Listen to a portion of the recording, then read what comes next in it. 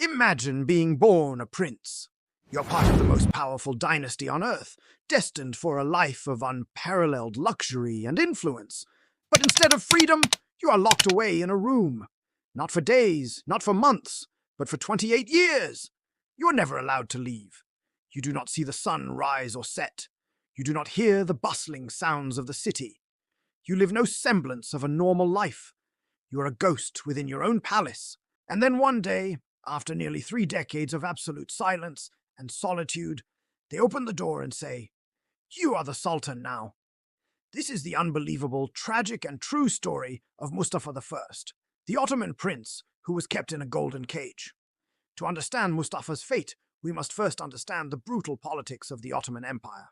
For centuries, succession was a bloody affair. When a new sultan ascended the throne, it was common practice for him to execute all of his brothers to eliminate any rivals. This was known as the law of fratricide.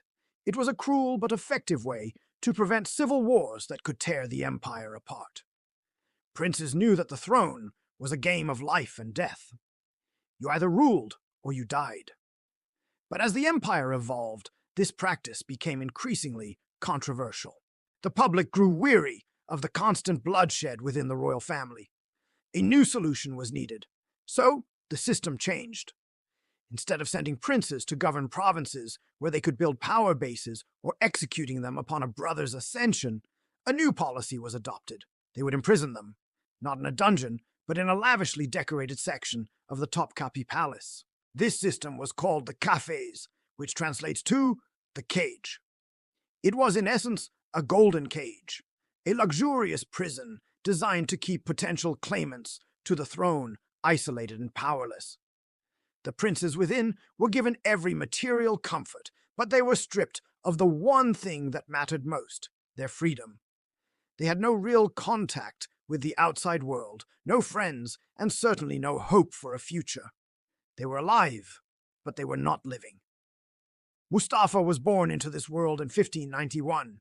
He was the son of Sultan Mehmed III and the younger brother of the future Sultan Ahmed I. As a young boy, he was a prince of the mightiest empire of his time. But when his father died and his brother Ahmed took the throne, Mustafa's world shrank to the size of a single room. Instead of being executed as tradition might have dictated, the 14-year-old Ahmed, perhaps out of affection for his younger brother or a desire to move away from the bloody customs of the past, chose to spare Mustafa's life. He locked him away in the cage.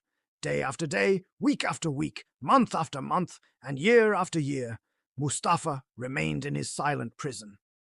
He was surrounded by opulence, but the walls were his only companions. The silence was his only song. The loneliness was his only reality. He saw no one but the deaf-mute servants assigned to him, ensuring he could neither communicate with the outside world nor plot against his brother. For 28 long years, Mustafa endured this profound isolation.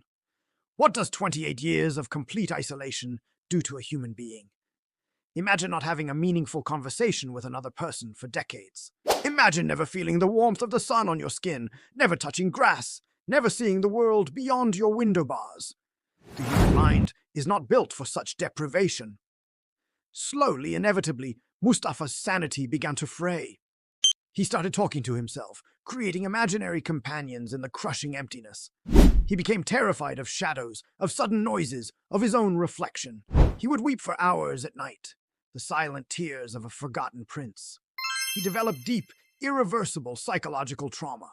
But to the gears of the imperial machine, his mental state was irrelevant. He was a political placeholder, a spare heir kept in storage. His suffering was a footnote in the grand narrative of the empire. Then, the unthinkable happened. After a long reign, his brother Sultan Ahmed died. The empire needed a new ruler. The doors to Mustafa's cage swung open for the first time in nearly 3 decades. The high officials of the court stood before him, bowed and announced, "You are the Sultan now." But Mustafa didn't understand. He recoiled in fear. This wasn't liberation. It was a terrifying new reality. He didn't want power. He didn't want the throne. He didn't want the responsibilities of an empire. He just wanted to go back to the only world he knew, the familiar safety of his room. He pleaded with them to leave him alone, But the state did not care for his wishes. He was dragged from his cage and placed upon the throne. As Sultan, his broken mind was plain for all to see. He was confused, paranoid, and utterly incapable of ruling.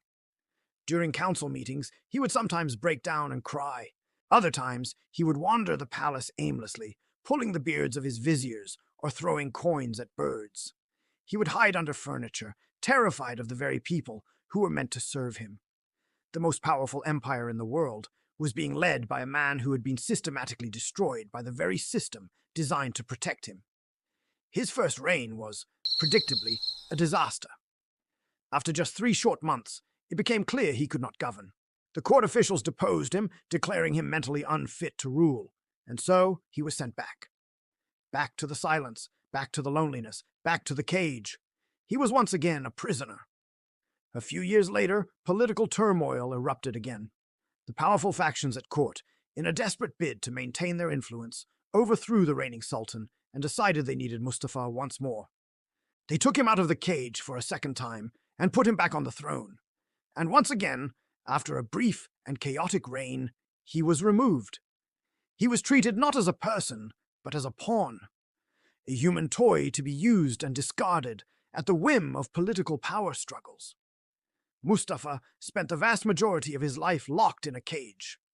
He was not a criminal. His only crime was being born a prince in a dangerous time.